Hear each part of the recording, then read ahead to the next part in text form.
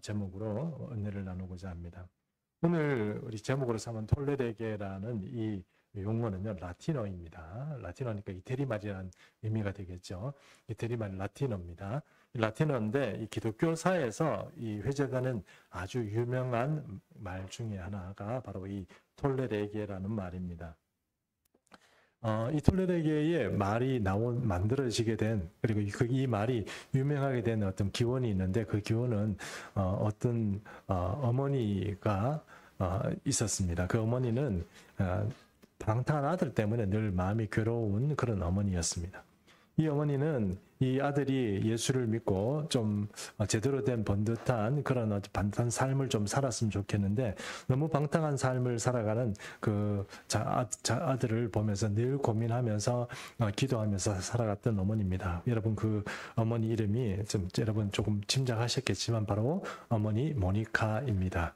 이 모니카는, 그리고 그 모니카라고 하면은 그 아들이 누구 이름인지 아시죠? 어거스틴입니다. 어머니는 그리스도를 이 아들이 좀 인격적으로 만나고, 아들이 똑똑합니다. 좀 출세도 했습니다. 그런데 이 아들이 좀 예수를 믿고 제대로 된 삶을 좀 살았으면 좋겠는데, 그 아들이 그렇게 하지 못하고 방탕한 삶을 살아가게 되니 어머니는 그것이 저 아들이 나중에 천국도 못 가고 지옥 갈 것도 고민이 되지만, 그 아들 하나 있는 거, 그 아들이 좀 제대로 된 삶을, 좀 번듯한 삶을 살았으면 좋겠는데, 부모가 보기에도 너무 형편없는 삶을 살아가는 것입니다. 그것이 늘 어머니의 마음에 괴로운 그런 어떤 일이었습니다. 한 10년쯤 어머니가 어머니 모니카가 아들을 위해서 기도했습니다. 우리 아들 좀 번듯하게 살아갈 수 있도록 예수님 좀 도와주십시오. 이렇게 10년 동안 기도했는데, 아들은 그 10년의 세월 동안 주구장창 전혀 변화 없이 계속 방탕한 길을 가게 되었습니다. 그래서 이 아들을 일탈이 너무 심해지자 한 10년 동안 기도하다가 어머니 이렇게 생각했습니다. 안 되는 인간도 있구나. 안 되는 인간이 있구나. 10년 내가 기도했는데, 그것도 여러분, 기도를 그냥 어설프게 지나가면서 기도한 것도 아니고, 어머니가 아들을 두고 정말 목숨을 거는 것처럼 그렇게 기도했는데, 아들이 변하지 않는 걸 보고 이거 안 되는 인간도 있구나, 이런 생각이 들었다고 했습니다. 그래서 고민하고 있는데, 그 어머니가 다니시던 그 교회가 암브로시우스라고 초대교회 아주 유명한 설교자이고 또 아주 유명한 학자였던 그런 분이 감독으로 있었습니다. 그 암브로시우스에게 얘기를 했더니 암브로시우스가 이렇게 말했다는 겁니다. 기도는 다른 기도는 몰라도 눈물로 기도하는 어머니의 기도는 반드시 이루어집니다 하고, 이 모니카에게 상담하면서 그렇게 얘기했대요. 그렇게 얘기를 하면서 그 아주 유명한 말을 한마디 남겼는데, 그것이 지금도 여러분 아마 자주 들으셨을 텐데요. 기도하는 자녀는 결코 망하지 않는다. 기도하는 자녀는 결코 망하지 않는다 하는 제목으로 이 말을 이 암브로시우스가 모니카에게 해주었습니다. 이게 4세기 얘기입니다. 4세기 380몇 년인가 그때쯤 돼서 나온 얘기니까 오래된 이야기입니다. 네, 기도하는 자녀는 결코 망하지 않는다. 그렇게 해서 우리 한국의 어머님들이 이 말을 붙잡고 열심히 기도한 거 아시죠? 그래서 우리 한국의 자녀들이 이 어머니의 기도를 듣고 지가 잘해서 그런 것이 아니고 어머니들이 기도 많이 해주셔서 잘 되었는데, 그것을 알란가 모르겠습니다. 네, 어쨌든 어머니 기도하는 자녀는 결코 망하지 않는다, 이 유명한 말 한마디를 붙잡고 다시 한번 기도를 했습니다. 그것이 이제 한 13년 정도 아들을 위해서 중보하며 기도했을 때 드디어 이 어거스틴이 어머니의 소원대로 예수님을 믿고 돌아오기 시작했습니다. 그런데 돌아오기 얼마 되지 않아서, 몇 달 되지 않아서 어머니는 운명을 달리하고 주님 품에 갔다고 하는 것이 지금 교회사 가운데 적혀 있습니다. 그래서 우리는 이제 그 어머니 모니카에 대해서 대단한 이야기를 합니다만, 사실요, 어머니 모니카만 수고한 것이 아닙니다. 사실 어거스틴도 이 사람이 변화되고 돌아오는데 굉장히 힘들었습니다. 여러분들 가정에 있는 자녀들을 한번 보십시오. 여러분 부모 입장에서 자녀들이 더 이해가 됩니까? 물론 우리 자녀들은 착하고 선합니다. 그런데 그 자녀들이 뭔가 획기적으로 변화되고 믿음 가운데 살아가기를 부모들은 다 원하지만 그 자녀들 왜 안 됩니까? 왜 못 돌아옵니까? 왜 믿음대로 못 살아갑니까? 자세히 보면 나름대로 그 자녀도 고생한다고 마음에 갈등이 있고 변화되고 싶으면 누가 변화되고 싶지 않고 부모에게 여러분 분류하고 싶고 하나님께 불충성하고 싶은 마음이 있겠어요. 근데 못 돌아오는 거예요. 그런 마음이 돌아오고 싶어 하지만 못하는 거예요. 여러분 가끔씩 저는 구역 보고서를 보면서 여러분이 기도 제목 같은 것들을 이렇게 읽어봅니다. 읽어보면 그 자녀들에 대한 기도가 많아요. 자녀들에 관한 기도가 많습니다. 우리 자녀 예수 믿게 해주세요. 돌아오게 해주세요. 그런 그 기도 제목들이 많이 있습니다. 그런데 사실 여러분 우리 생각에는 이 자녀가 못 돌아오는 것이 아이들이 뭐 어떤 문제가 있다 이렇게 생각할지 모르지만 사실 어거스틴도 힘들었던 것처럼 이 자녀들도 사실은 돌아오고 싶어 해요. 예수 잘 믿고 싶어 해요. 그리고 교회에서 흥분도 하고 제대로 번듯한 신앙생활을 하고 싶어 해요. 그런데 안 돼요. 어거스틴이 그걸 정말 잘 보여주는 거예요. 그래서 어거스틴이 우리 생각에는 어머니가 그렇게 기도해 주는데 이 불안당 같은 이 자식이 그렇게 말 안 듣고 어머니 정말 속만 새기고 어떻게 그렇게 나쁜 놈이 있나 뭐 이렇게 얘기할지 모르지만 사실 어거스틴도 예수님께 돌아오고 변화된 삶을 살기가 굉장히 힘들었다는 거예요.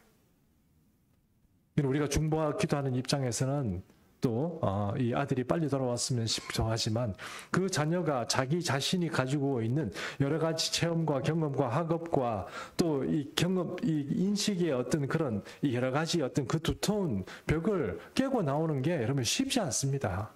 그게 그렇게 쉬우면요, 우리가 이 몇 마디의 말로 또 전도하는 말로 합리적인 요구로 아니면 우리가 전도하는 어떤 그 수단을 통해서 사람들이 잘 돌아오겠죠. 근데 왜 안 돌아옵니다? 왜요? 변화되기가 힘든 거예요. 그것을 깨고 나오기가 쉽지 않다는 거예요. 그중에 어거스틴도 한 명이었다는 것입니다. 어쨌든 어거스틴은 어머니의 중보기도를 통하여서 줄기차게 어머니는 이 아들을 포기하지 않고 기도했고 하나님께서 그 자녀에게 복을 주시고 특별한 경험을 통해서 이 자녀 어거스틴을 돌이키게 하고 변화시키게 했기 때문에 이 어거스틴은 아주 중세에 아주 유명한 어떤 그런 학자로서 또 이렇게 자리매김을 하게 된 것입니다. 어거스틴이 쓴 책 중에 고백록이라는 책이 있습니다. 저는 신학교에 다니면서 교수가 숙제를 내줬어요.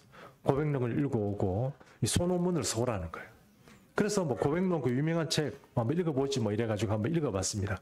어거스틴이 뭐 고백록이라고 하기도 회심록이라고 하기도 하고 제법 책이 좀 두껍습니다.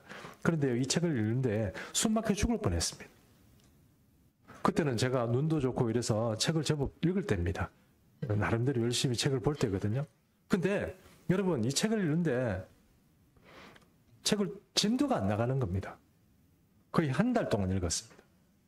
책 한 권 이거 읽는 거 좀 마음만 내면 며칠 안 걸리거든요. 근데 한 달을 읽었는데 진도가 안 나가니까 세네 장 읽고 덮고 세네 장 읽고 덮고 이래가지고 계속 이제 나중에 임박기가 숙제를 빨리 해야 되니까 억지로 진도를 빼서 그렇지 너무 읽기 힘든 거예요. 왜 읽기 힘드냐면요. 이 사람이 이해가 안 되는 거예요. 어느 날은 보면 완전히 이 사람이 완전히 성령 충만해요. 완전히 모든 믿음을 지구를 반바퀴 거꾸로 돌릴 정도로 이 믿음이 있어요. 이 사람 대단하다. 정말 저도 막 갑자기 막 에너지가 막 책을 읽고 막 받는 것 같아요. 역시 어거스틴이 아마 그래요. 그런데 그 다음 날 보면 술 먹고 개판 친 거예요.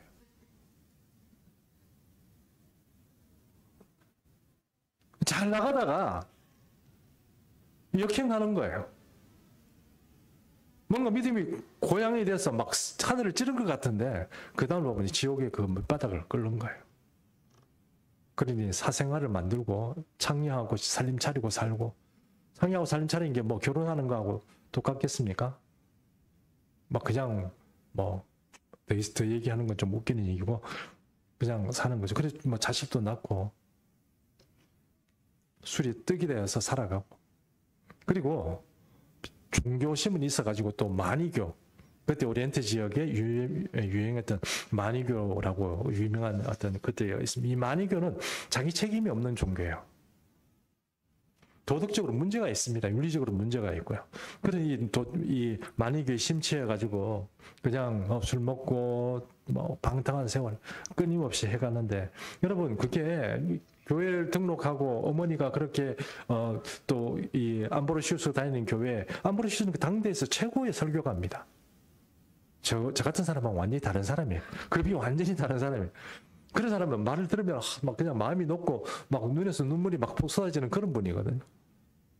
마음에 우리 가슴에 불이 막 떨어지는 그런 설교가인데 그런 설교가의 말을 듣고도 막 그럼 좀 그런 것 같아 이러고 그냥 집에 오면은 사람이 달라지는 거예요. 나름대로 그도 변화된 삶을 살고 싶습니다. 성경이 말하고 있는 거룩한 삶, 믿음의 삶을 살고 싶어요. 근데 안 되는 거 어떡해요? 그런데 이 사람에게 어느 날 이런 노래가 들려옵니다. 그 노래가 어디서 들려온지는 모르겠는데 이웃집에서 아이들 소리가 막 이렇게 노래가 들리는데 톨레레게 이러면서 노래 소리가 들려와요. 그 톨레레게 이렇게 소리가 들려오는데 이 톨레레게란 말이 뭐냐면은 책을 집어 들어서 펴서 읽어라 이런 뜻이거든요. 그러니까 그 얘기를 듣자 말자 이 어거스틴이 집으로 뛰어들어가서 성경을 집어 들고 펴서 딱 봅니다. 딱 펴서 그냥 봅니다. 딱 받는 책이 바로 오늘 우리가 읽은 본문입니다. 다시 한번 읽어볼까요? 자, 로마서 13장 11절입니다. 이번에 여러분이 한번 먼저 읽어주십시오. 로마서 13장 11절 시작. 또한 너희가 이 시기를 알거니와 자다가 깰 때가 벌써 되었으니 이는 이제 우리의 구원이 처음 믿을 때보다 가까웠습니다. 밤이 깊고 낮이 가까웠으니 그러므로 우리가 어둠의 일을 벗고 빛의 갑옷을 입자. 낮에와 같이 단정히 행하고 방탕하거나 술 취하지 말며 음란하거나 어색하지 말며 다투거나 시기하지 말고. 아멘. 예, 어거스틴이 이런 말씀이 성경에 있다고 생각이나 했겠습니까?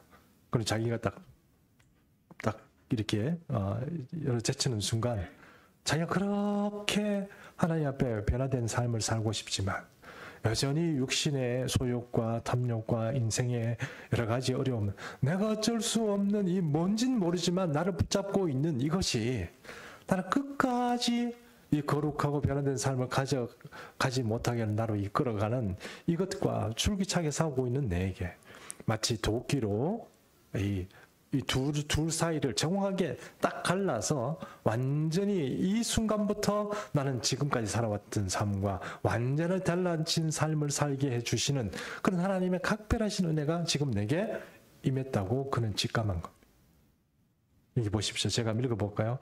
낮에와 같이 단정하게 행하고 밤마다 돌아다니면서 방탕하고 술 취해 있고 음란하게 그냥 여자들 끼고 뭐 하는 것이나 호색하는 거나 그리고 또 술 먹고 뭐 그냥 소리 높이면서 다투고 싸우는 거 시기하지 말며 이렇게 했습니다. 자기 자신에게 향하여서 정확하게 성령께서 하나님께서 자기를 집어서 이제 너 그렇게 살지 말고 낮에와 같이 단정하게 살아라.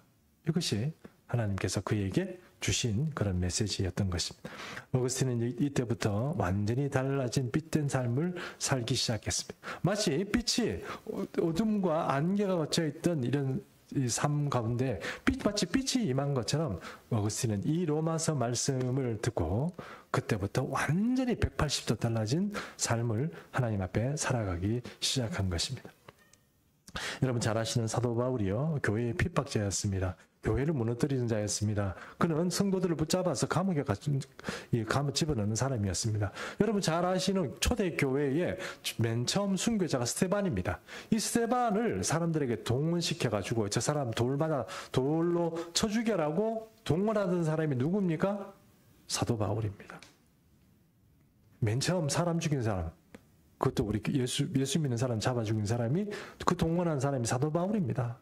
이 사도 바울이 지금 이 예루살렘에 있는 사람들만 죽이는 게 지금 마음이 안 들어가지고 어디로 올라갑니까? 다메섹으로 올라갑니다. 다메섹으로 올라가면서 거기에 있는 예수 믿는 사람들 잡아서 이스라엘 예루살렘 감옥으로 끌고 오려고 공문을 만들어가지고 올라가다가 예수님을 만났습니다. 빛 가운데, 거대한 빛 가운데 만났는데 그것은 세상에서 사람들이 만들어낼 수 없는 빛입니다. 그 빛 가운데 예수님을 만나고 나서 그는 180도 바뀌었습니다. 오히려 이번에는 죽기를 각오하고 온 세계에 하나님 예수 그리스도의 복음을 전하는 사람으로 완전히 바뀌었습니다. 이처럼 사도 바울의 급격한 변화처럼 어거스틴도 바로 그 순간에 이 로마서의 말씀을 통해서 완전히 바뀌게 된 것입니다. 역사적으로 보면 중요한 인물들이 로마서를 통해서 바뀐 사람들이 많이 있습니다. 또 한 사람을 예를 들면 여러분 잘 아시는 마르틴 루터입니다. 마르틴 루터는 원래 가톨릭 수사였습니다. 가톨릭 수사니까 여러분 아시는 가톨릭의 이 수사처럼 보통 이제 혼자 사시는 그런 사람이라고 생각할지 모르지만 나중에 결혼도 했습니다만 이런 사람인데 이 로마에서 신학교에서 강의를 했습니다. 똑똑한 사람입니다. 근데 이 강의를 하다가 보니까 자기가 이 로마서를 강의하게 됐습니다. 로마서를 강의하게 되는데 이 자기가 강의하는 로마서와 가톨릭 교회의 현실이 너무 다른 거예요. 가톨릭 교회 너무 변질이 된 겁니다. 가톨릭 교회가 성경이 말하는 그런 어떤 신앙생활을 하는 것이 아니고 이 세상과 섞여가지고 온갖 잡다한 목걸이, 팔걸이, 진주걸이 이런 걸 딱 치렁치렁 이렇게 그냥 성당에 가니까 온갖 이런 것들이 많은 거예요. 가톨릭에 오신 분이 우리 안 그런데 이렇게 분이 계실지 모르지만 특히 남미 같은 데 가보면 많이 섞여가지고 가톨릭의 전통과 또 그 지방의 문화와 섞여가지고 조금 복잡합니다. 하여튼. 가톨릭이 우리나라에도 사실 처음 와가지고 가톨릭이 우리 기독교 순교자들보다 가톨릭 순교자가 많은 거 여러분 아십니까? 심리양요, 백린양요 이래가지고 가톨릭 순교자들이 많이 죽었습니다. 그 가톨릭 순교자들이 왜 죽었습니까? 제사 때문에 죽었습니다. 제사 안 지내려고. 근데 지금 가톨릭이 어떻게 합니까? 지냅니다. 왜 그래요? 언제는 목숨을 걸고 죽고 지금은 왜 제사를 지내요? 그 얘기하면은 또 괜히 가톨릭에서 전화 오니까 더 얘기를 하지 않겠습니다. 그러나 여러분 보십시오. 이 젊은 사도 성경을 연구하는 이 성경 연구가에게 이게 얼마나 답답하였으면 미칠 지경이 됐어. 그러니 이 사람이 이게 성경을 이렇게 로마서를 강의하는 보니까 로마서를 이 사도 바울이 쓴 이유가 있습니다. 그 이유가 있는데 그 이유를 조금씩 알아가기 시작하면서 이 사람 마음에 불이 붙는 거예요.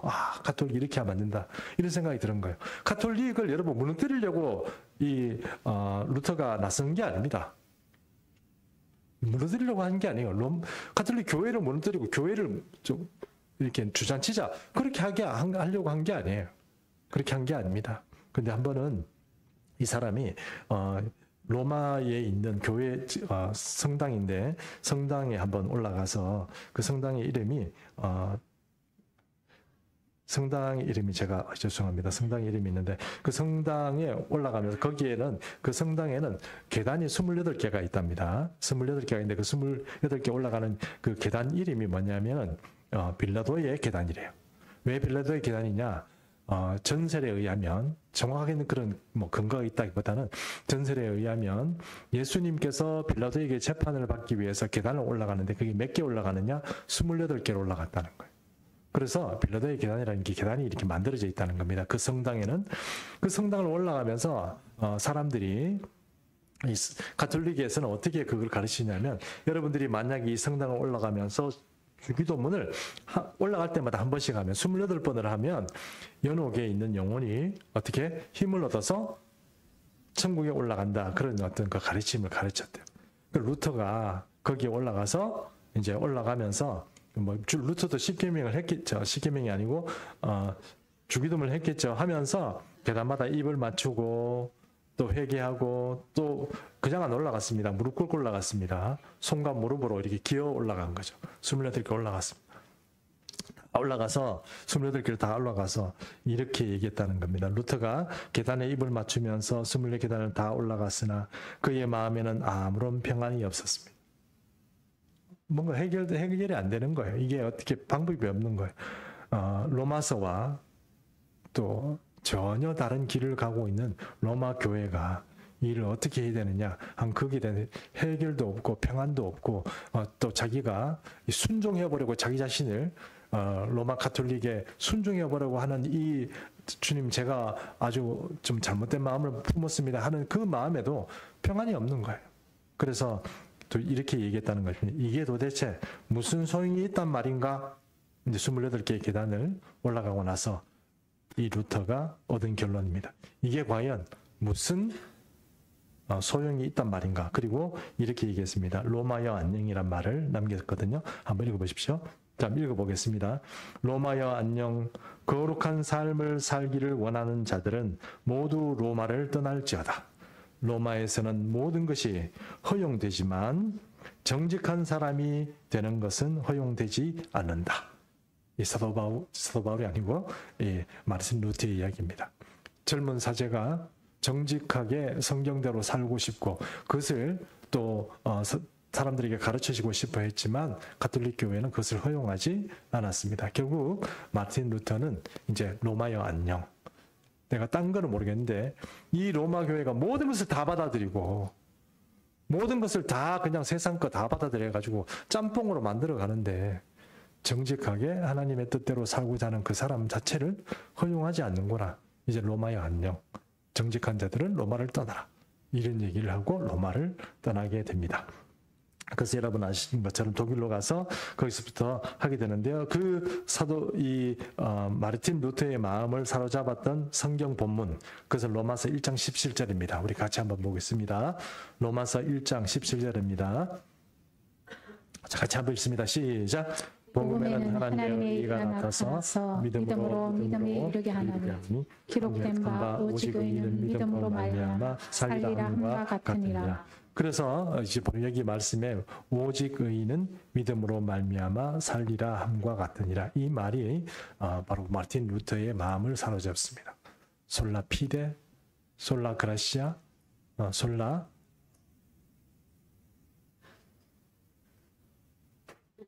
갑자기 죄송합니다. 네, 이런 그런 이 믿음을 가지고 이제 그 바로 이 말씀 가지고 오직 의인은 믿음으로 말미암아 이 말씀 가지고 제일 중요한 건 어쨌든 믿음이다. 이 믿음이 없이 모든 것들을 대해진 것은 전혀 어떤 도움이 되지 않고 구원과 상관이 없다는 것을 이제 붙잡고 이 사람이 바로 개혁을 하게 되는 것입니다.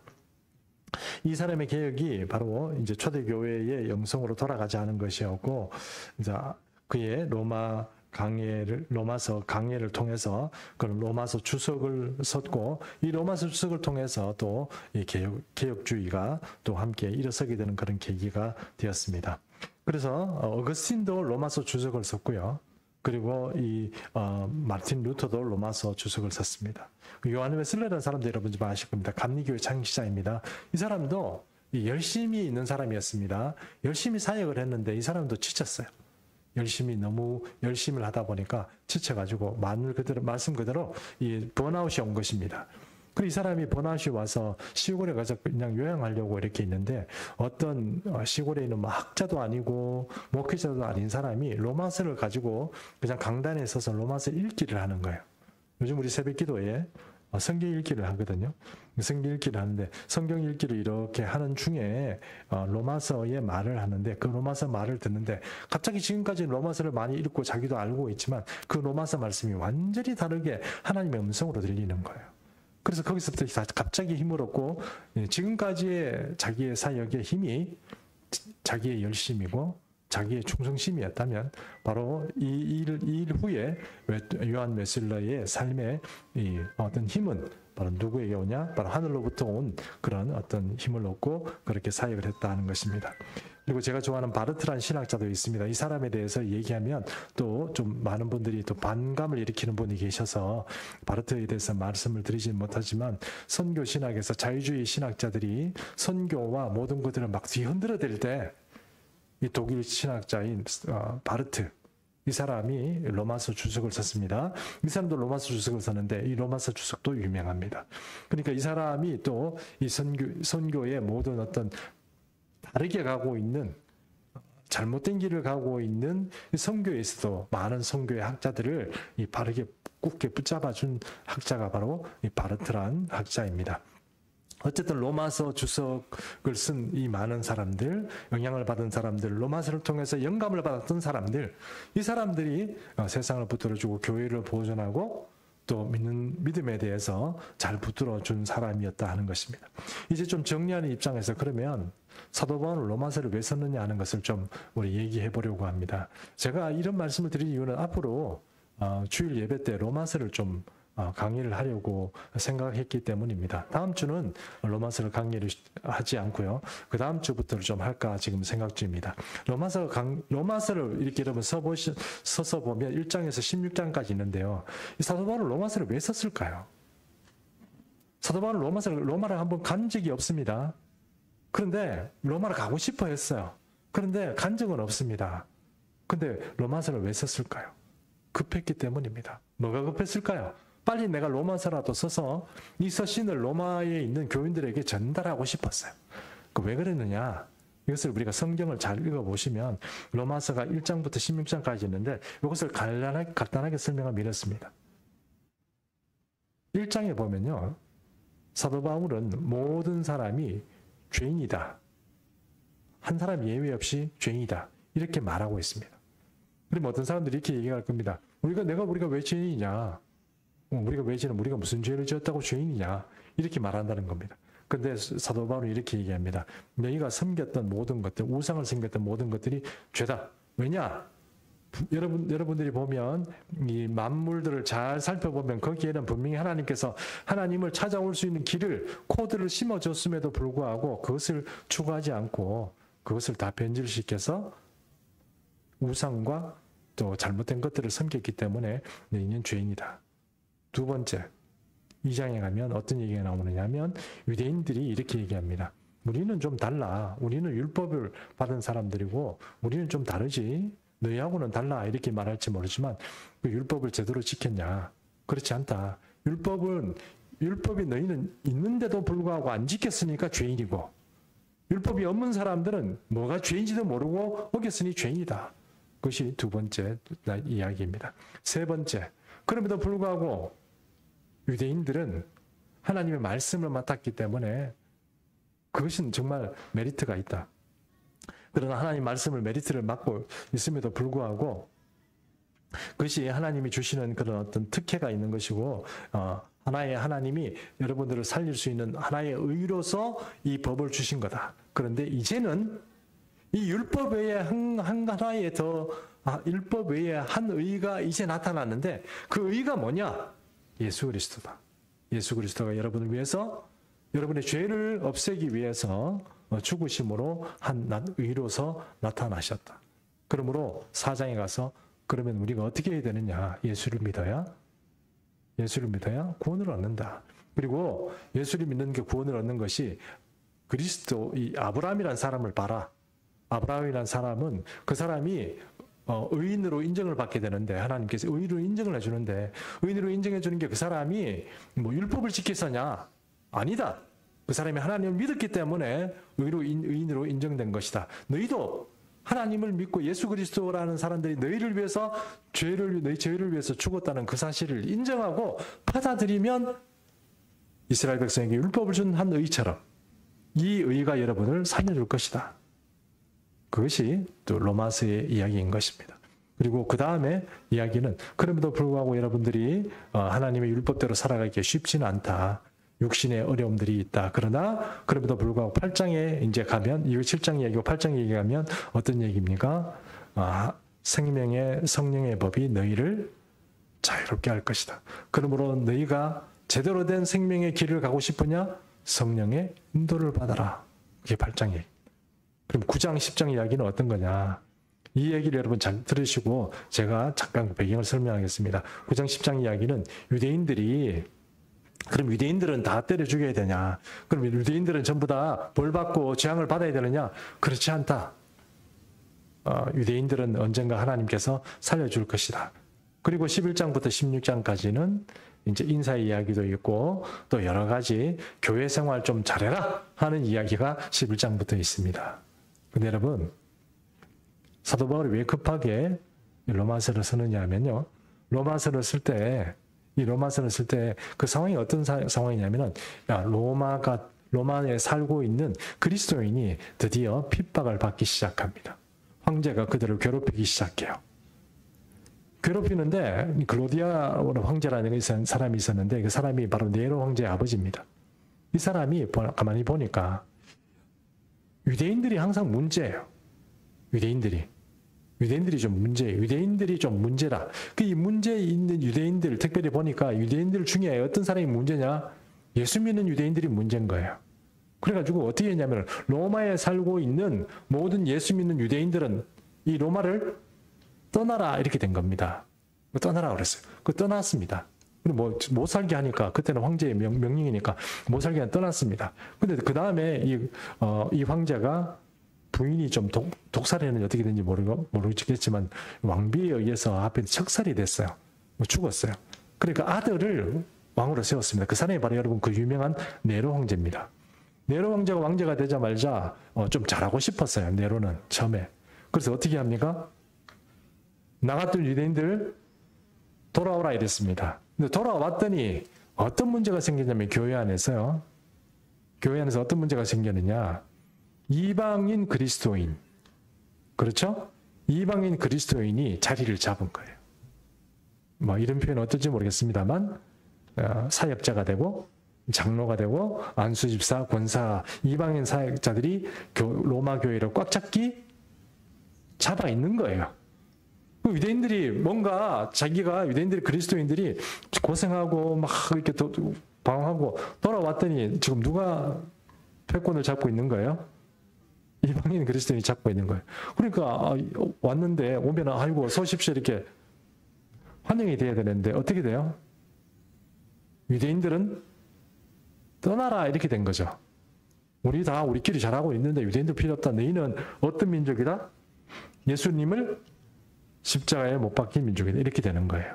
자, 이제 유대인들이 바로 이 갈등을 로마 교회 안에서 하게 됩니다. 그래서 9장, 10장 이야기가 그리고 11장 이야기까지 이렇게 유대인하고 로마 이야기를 다루는 것입니다. 그리고 여러분 아시는 것처럼 사도 바울이 이때 그 유명한 예언이 무엇입니까? 이방인의 충만한 수가 차면 그때까지만 유대인들이 어리석게 되는 것이고 충만한 수가 차면 어떻게 됩니까? 유대인들 중에 많은 분들이 예수 그리스도를 주로 믿게 되는 역사가 일어날 것이고 그것이 바로 오늘 우리 시대에 현실이 되어 있다 하는 것입니다. 2000년 동안 유대인들 중에 예수 믿는 사람이 극히 적었는데 지금은 이제 돌아오고 있다는 것입니다. 그것이 로마서의 이야기들에 적혀 있고 그리고 이 핍박받고 서로 이렇게 그 교회가 갈등을 겪고 있는 그 상황에서 급한 마음에 바로 사도 바울이 편지를 쓰게 된 것이 바로 로마서다 이렇게 말씀드릴 수 있다 하는 것입니다.